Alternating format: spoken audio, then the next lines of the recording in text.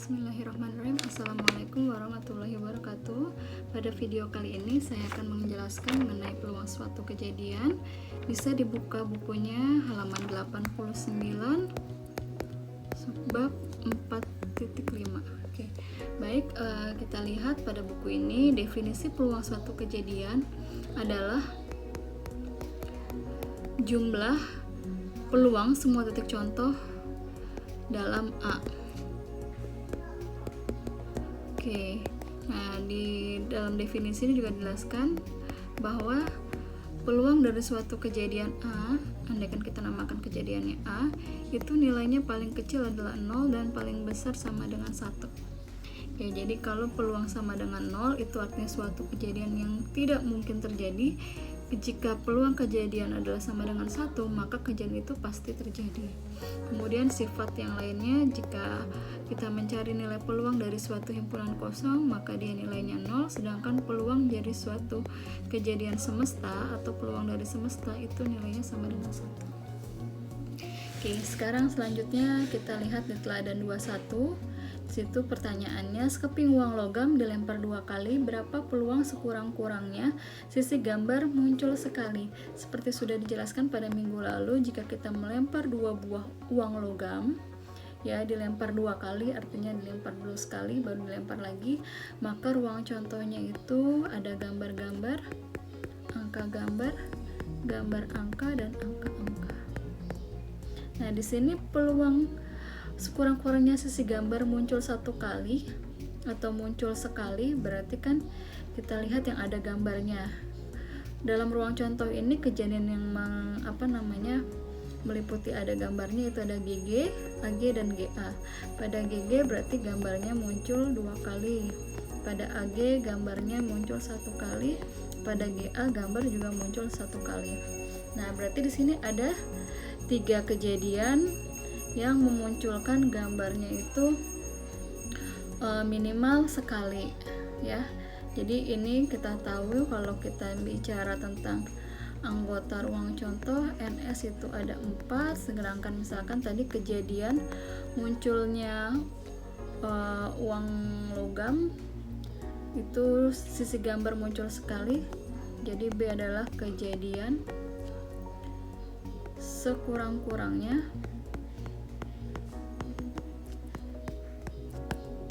sisi gambar muncul sekali. Maka kita bicara peluang B itu sama dengan tadi anggota B, berarti ini B itu isinya adalah GG, AG, dan GA. Kita dapat NB nya sama dengan 3, maka PB adalah NB dibagi NS itu sama dengan NB nya 3, NS nya 4, maka peluang dari kejadian B itu sama dengan 3/4. Oke. Jadi perlu diingat, rumus dari suatu peluang adalah banyaknya anggota kejadiannya. Jadi ruang contoh kejadiannya itu anggotanya berapa dibagi dengan banyaknya anggota dalam ruang contohnya. Ini rumus umum dari menghitung peluang. Baik, selanjutnya kita masuk ke teladan 23. Pada teladan 23 soalnya adalah hitunglah peluang memperoleh kartu hati. Bila sebuah kartu diambil secara acak dari seperangkat kartu bridge. Oke. Minggu lalu sudah dijelaskan ya bahwa kartu bridge itu jumlahnya ada berapa? 52. Oke. Nah, dalam kartu bridge itu ada kartu bergambar hati. Itu sebanyak 13 ya. Sehingga dengan demikian kalau kita mencari peluang kejadian A, di mana A ini adalah kejadian terambilnya sebuah kartu hati, maka peluang kejadian A adalah 13/52 atau 1/4. Oke, kemudian teladan 24.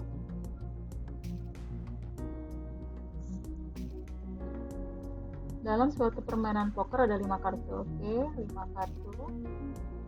Itulah peluang salah seorang tertentu memperoleh.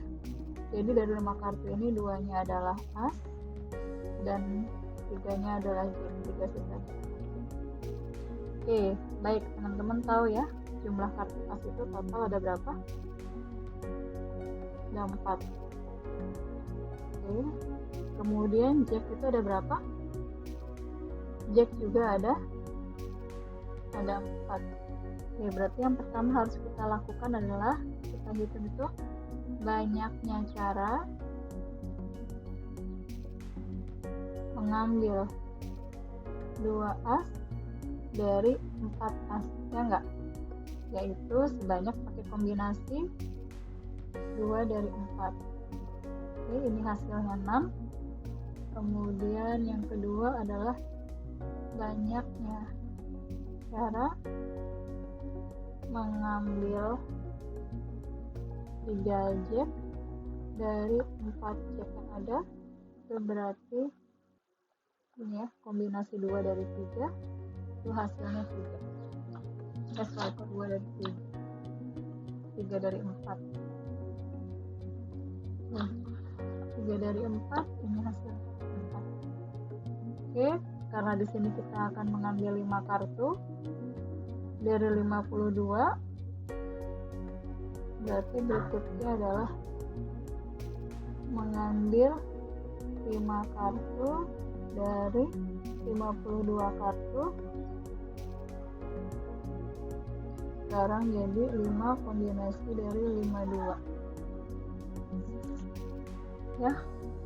Oke, setelah dihitung kita akan dapatkan 2.598.960.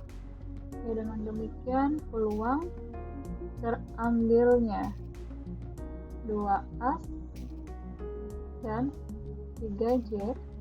Oke ya, ini 2 as, ini artinya dan, irisan berarti kita tadi sudah hitung sebelumnya yang mengambil 2 as itu adalah kemungkinannya 6.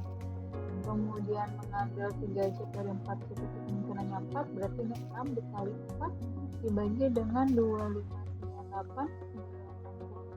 Kita peroleh hasilnya adalah 0,9 kali 10 pangkat minus 5. Ini artinya 0,0001445 kayak gini ya kalau dituliskan secara desimal.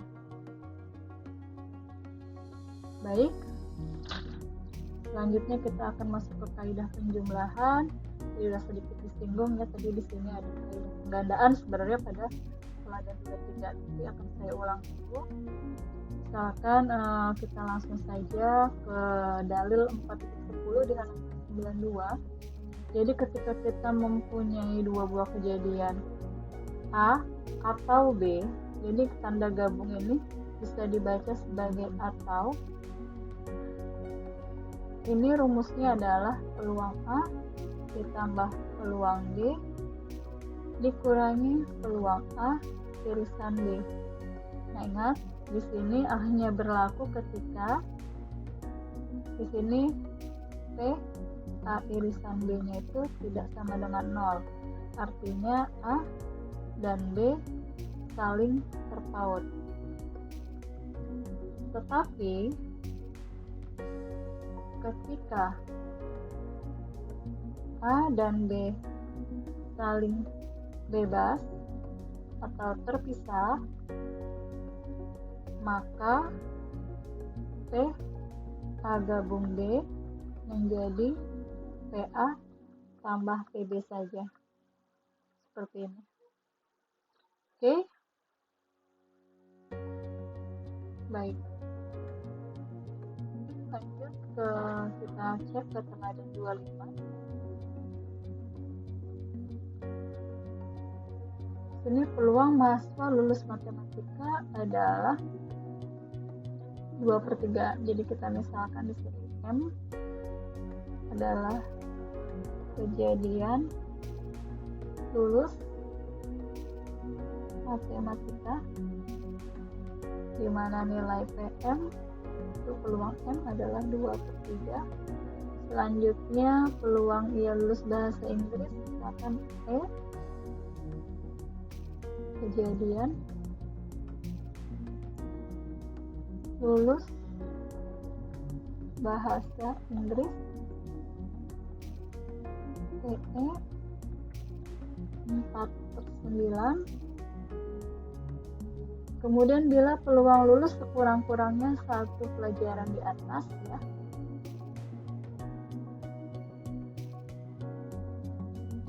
Sekurang-kurangnya lulus berarti itu bisa lulus matematika saja, bisa lulus bahasa Inggris saja. Berarti itu kita simbolkan dengan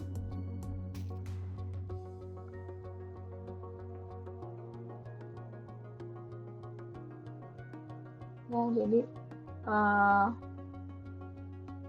sekarang kita punya di sini M gabung E itu adalah kejadian sekurang-kurangnya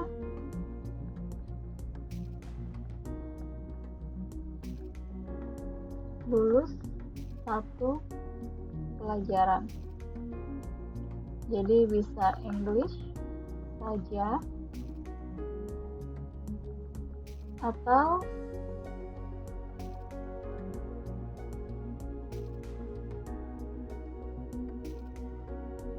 matematika saja gitu ya, maksudnya sekurang-kurangnya adalah itu.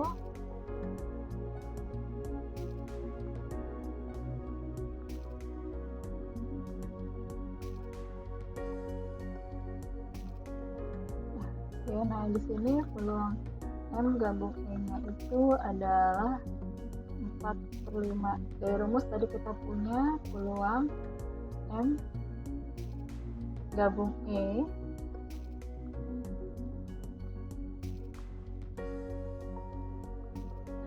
ya, peluang M gabung E itu kan rumusnya ya kan, karena ini bukan kejadian yang saling bebas, ada berarti sini ada irisannya ya.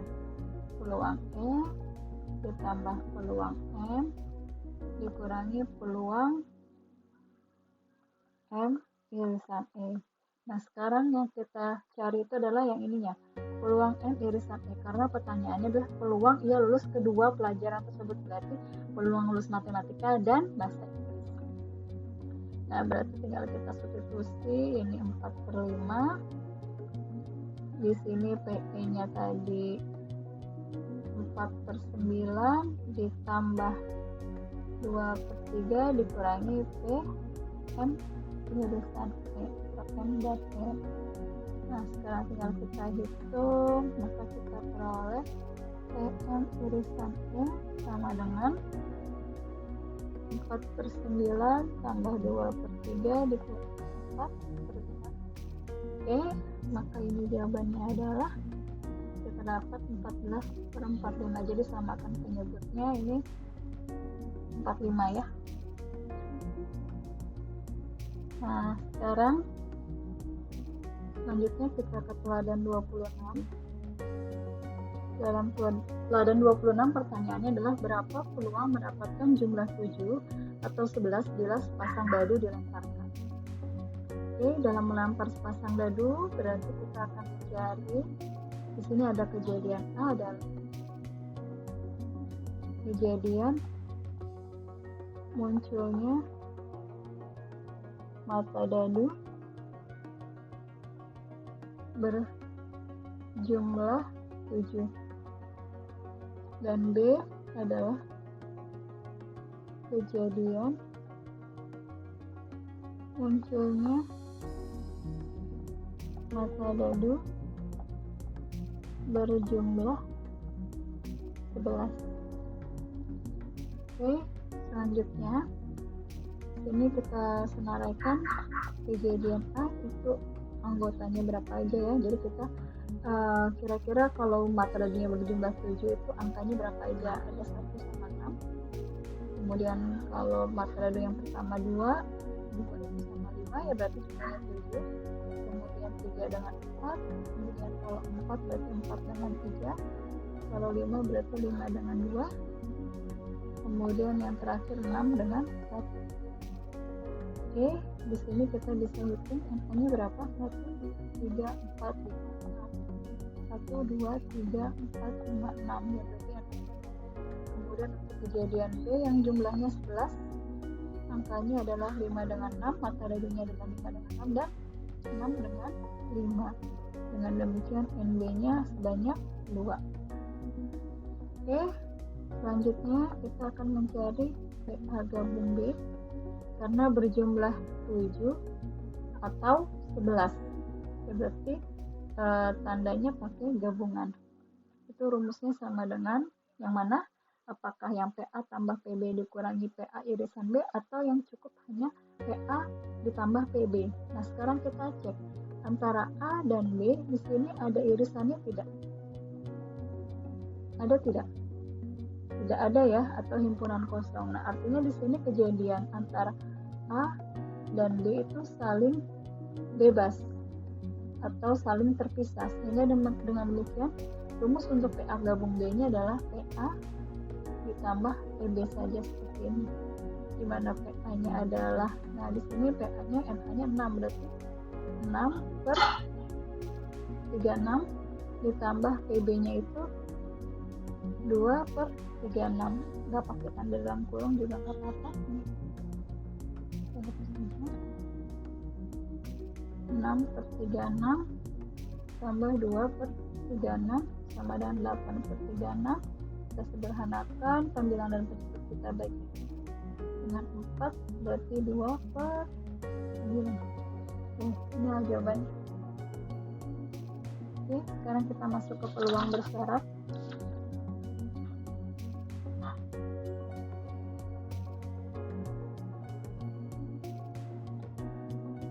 Apa itu peluang bersyarat? Tuh, bisa dilihat peluang terjadinya kejadian B.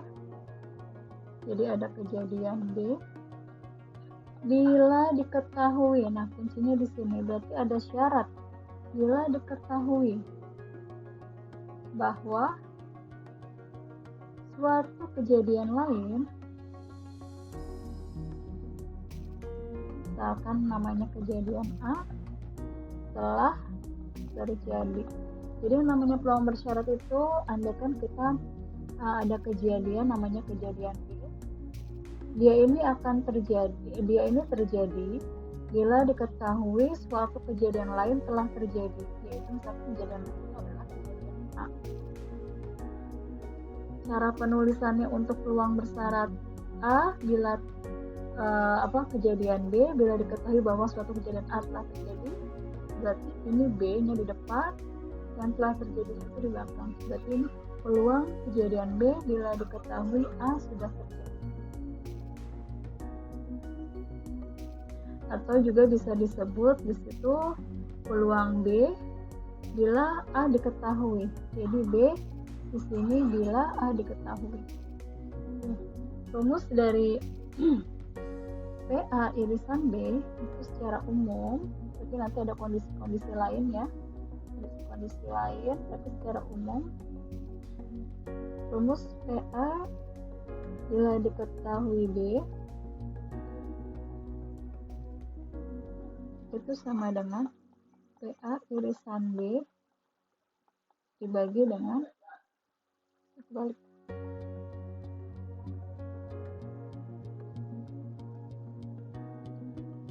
B-nya dulu yang ditulis. B jika diketahui A itu sama dengan peluang A irisan B dibagi dengan peluang A. Jadi kalau yang diketahuinya A, maka penyebutnya adalah peluang A. Seperti ini.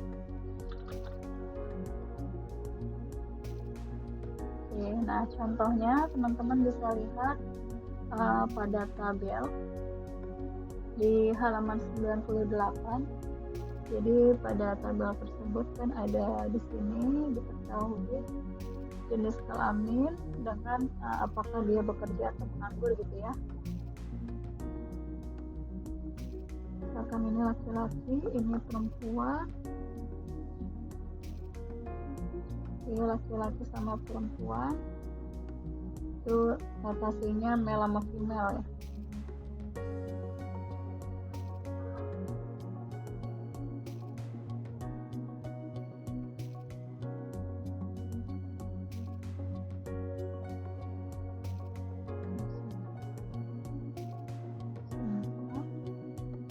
jadi langsung aja.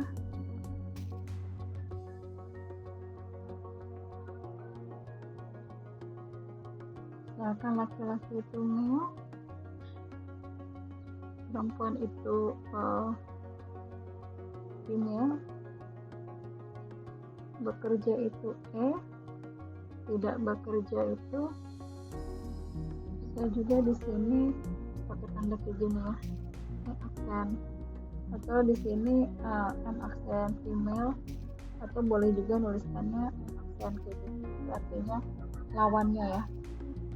Dan di sini laki-laki yang bekerja itu sebanyak 460, laki-laki yang menganggur itu 40 orang, perempuan yang bekerja itu 140, perempuan yang menganggur itu 260. Sekarang kita bisa lihat kalau kolom ini kita jumlahkan berarti kita punya jumlah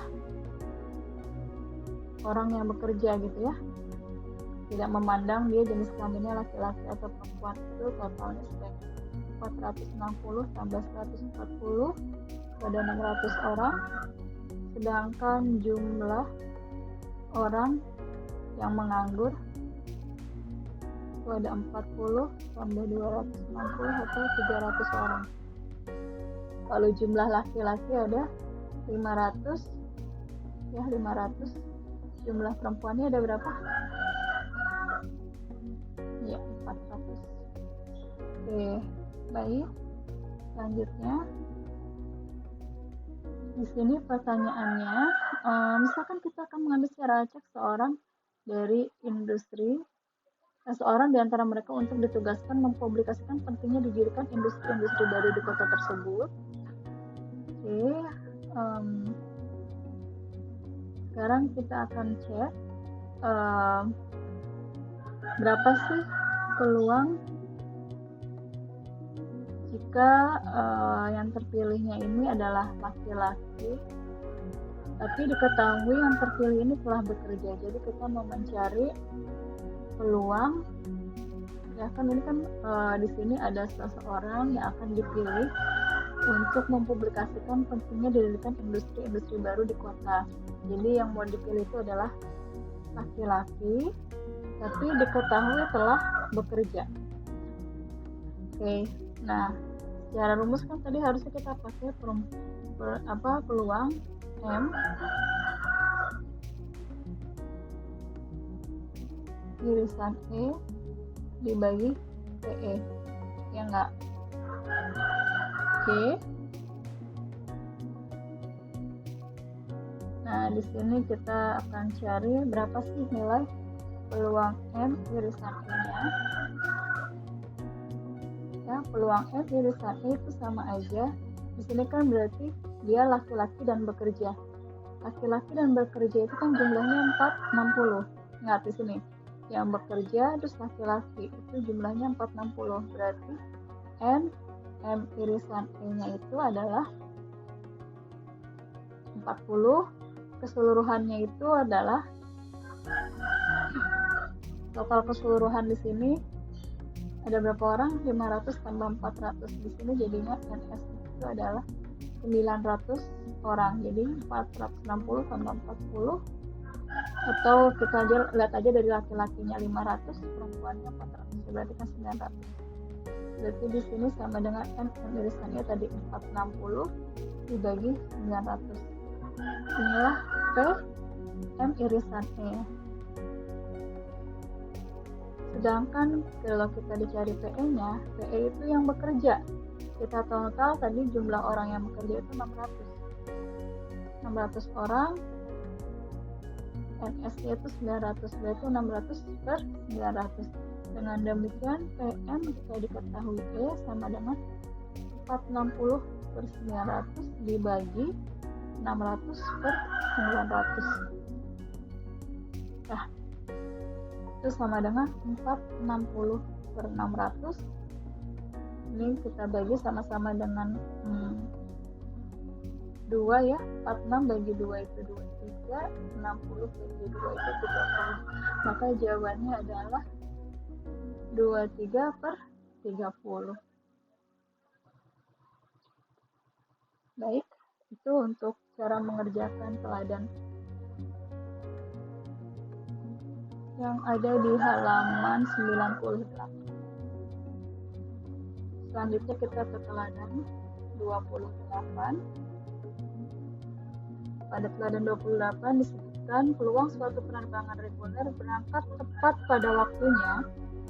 Jadi berangkat tepat pada waktunya itu sebesar 0,83. Sedangkan mendarat pada waktunya, arrive pada waktunya sebesar 0,92. Sedangkan sebuah pesawat berangkat dan mendarat tepat waktu itu sebesar 0,78. Nah, sekarang pertanyaan yang A. Hitung peluang bahwa suatu pesawat pada penerbangan itu mendarat pada waktunya. Jadi, mendarat pada waktunya bila diketahui bahwa pesawat itu berangkat pada waktunya. Seperti ini. Ya, mendarat tepat pada waktunya itu tadi notasinya A. Berangkat tepat pada waktunya tadi notasinya D. Jadi PA garis D atau peluang A jika diketahui D. Sesuai dengan maka untuk persamaan ini kita tahu tadi ya rumusnya adalah peluang A irisan D dibagi peluang D. Maka jawabannya adalah peluang A irisan D dengan peluang D irisan A itu sama aja ya, kita bisa tuliskan seperti ini juga. Berarti ini adalah 0,78 dibagi dengan 0,8. Kita dapatkan nanti hasilnya 0,94. Kemudian untuk pertanyaan yang D, berangkat pada waktunya bila diketahui. Ya, berangkat pada waktunya bila diketahui bahwa pesawat itu mendarat pada waktunya. Ya, berarti seperti ini sama. Hanya saja ini pembagiannya peluang A. Jadi 0,78 dibagi 0,72 nanti memperoleh jawaban 0,8. Oke. Untuk peluang bersyarat. Tapi andaikan ada kejadian seperti yang dijelaskan di halaman 100 yang nanti bisa dibaca bukunya halaman 100. Ada kalanya karena ini kejadian yang saling bebas, maka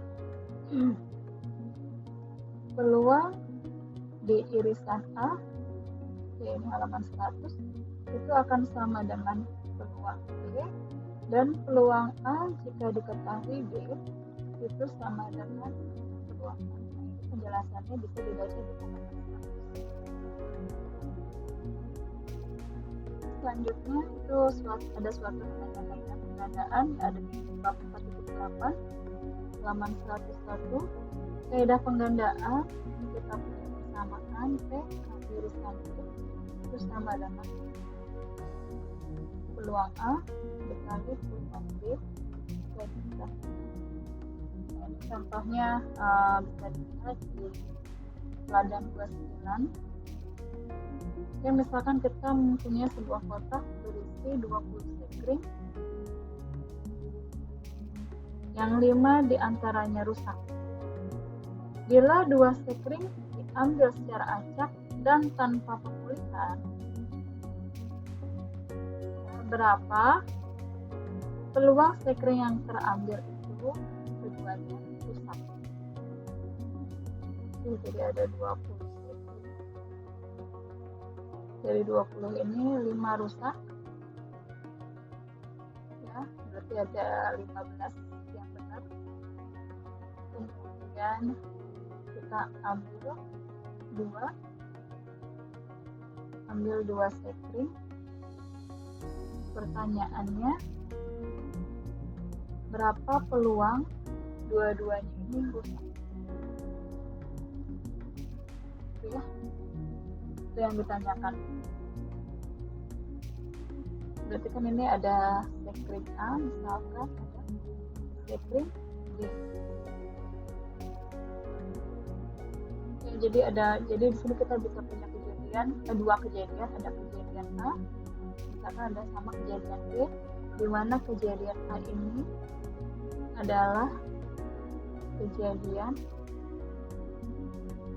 sekring pertama rusak. Selanjutnya kejadian B adalah kejadian sekring kedua juga rusak. Jadi atau intinya gini, A itu salah satunya rusak, B itu dua-duanya rusak ya. Jadi kalau A irisan B di sini artinya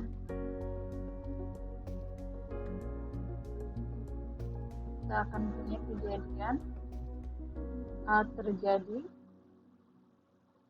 dan kemudian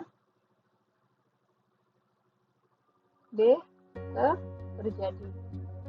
Ya, peluang mendapatkan sekring rusak pada pengambilan pertama, peluang mendapatkan sekring rusak pada pengambilan pertama, ya berarti kan tadi ada yang rusak ada 5 dari 20, berarti kejadian mengambil rusak pada kejadian pertama itu masih sebanyak 5/20.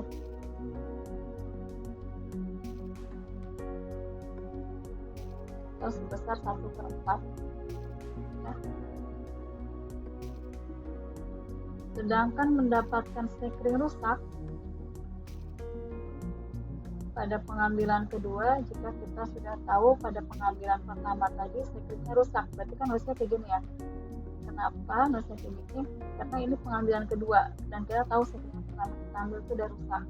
Nah, karena ini pengambilan kedua, tadi kan dari 20 sekring udah diambil 1 sekring dan satunya rusak, berarti kan yang rusak tinggal ada 4 lagi dari 19 sekring yang ada. Ya enggak, 4 dari 19 sekring yang ada, berarti peluang PB irisan A ini adalah 4/19. Nah, berarti dengan menggunakan rumus yang ini kita akan peroleh P A irisan B itu sama dengan PA-nya 1/4 dikali PB jika diketahui A 4/19, maka hasilnya adalah 1/19. Oke. Selanjutnya kita akan masuk ke kaidah Bayes, itu ada di 4.9.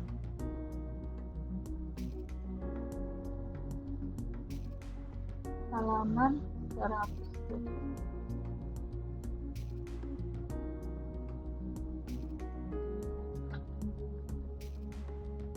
Oke, kita langsung saja ke teladan 34.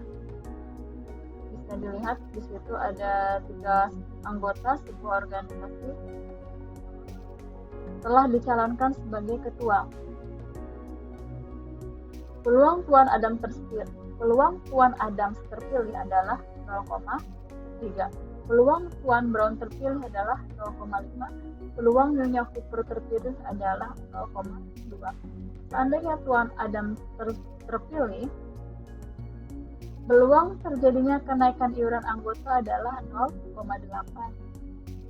Seandainya Tuan Brown atau Nyonya Cooper terpilih, peluang kenaikan iuran anggota masing-masing adalah 0,1 dan 0,4. Pertanyaannya, berapa peluang terjadi kenaikan iuran anggota? Oke, jadi yang ditanyakan itu berapa peluang terjadi kenaikan iuran anggota siapapun yang terpilih. Ya, berarti A di sini adalah kejadian iuran anggota dinaikkan. Kemudian ada kejadian di sini yaitu pemilihan ya, di mana kejadian di satu itu adalah kejadian Tuan Adams terpilih. Kedua adalah kejadian Tuan Brown terpilih. Ketiga adalah kejadian Nyonya Cooper terpilih. Oke, nah di sini seperti kita ketahui peluang suatu kejadian A, jadi ini rumusnya ada di halaman 108 ya. Itu sama dengan peluang D1 dikali peluang A jika diketahui D1 ditambah peluang D2 jika dikali dengan peluang A jika diketahui D2 ditambah peluang D3 dikali peluang A jika diketahui D3. Oke, jadi intinya gini, dalam peluang atau dalam kaidah Bayes, intinya kalau kita mau mencari kan misalnya kan peluang iuran anggota dinaikkan, jadi sebenarnya kan di sini siapapun yang terpilih akan ada peluang bahwa iuran anggotanya itu naik ya. Jadi makanya di sini kita senaraikan peluang A itu dilihat dari sisi misalkan Tuan Adams yang terpilih berarti yang ini, dari sisi Tuan Brown yang terpilih berarti ini, dari sisi Nyonya Cooper yang terpilih berarti ini. Berarti sekarang kita tahu tadi peluang D1 itu peluang Tuan Adams terpilih adalah 0,3 yaitu 0,3 dikali dengan ini ya, seandainya Tuan Adams terpilih maka peluang kejadian kenaikan anggota iuran anggota adalah 0,8, berarti 0,3 kali 0,8 ditambah 0,5 dikali 0,1 ditambah 0,2 dikali 0,4. Maka kita peroleh hasilnya adalah sebesar 0,37. Jadi seperti ini kaidah Bayesnya.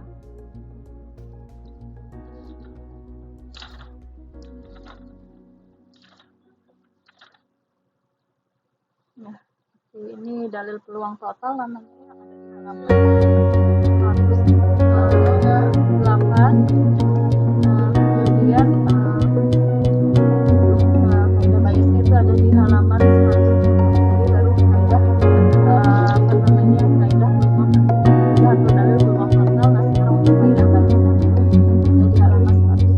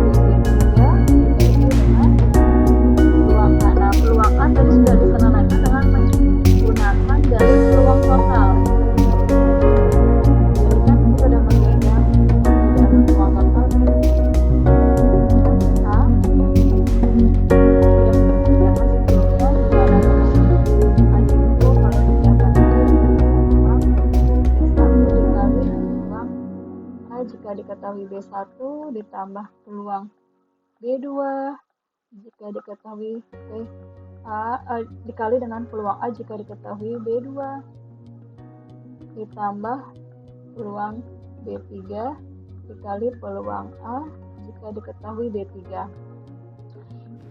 Ini hasilnya sama dengan untuk yang peluang B3 jika diketahui dikali peluang A jika diketahui B3 adalah 0,2 dikali 0,4, jadi ini 0,2, ini 0,4 dari soal, dibagi untuk penyebutnya itu adalah tadi sudah kita hitung, di sini adalah hasilnya 0,37 sehingga hasilnya adalah 0,08 per 0,37 atau sama dengan kita sederhanakan menjadi 8/37. Oke, baik, demikian untuk materi kita hari ini tentang menghitung peluang suatu kejadian. Kemudian tadi ada peluang bersyarat, dan yang terakhir ini adalah untuk kaidah Bayes.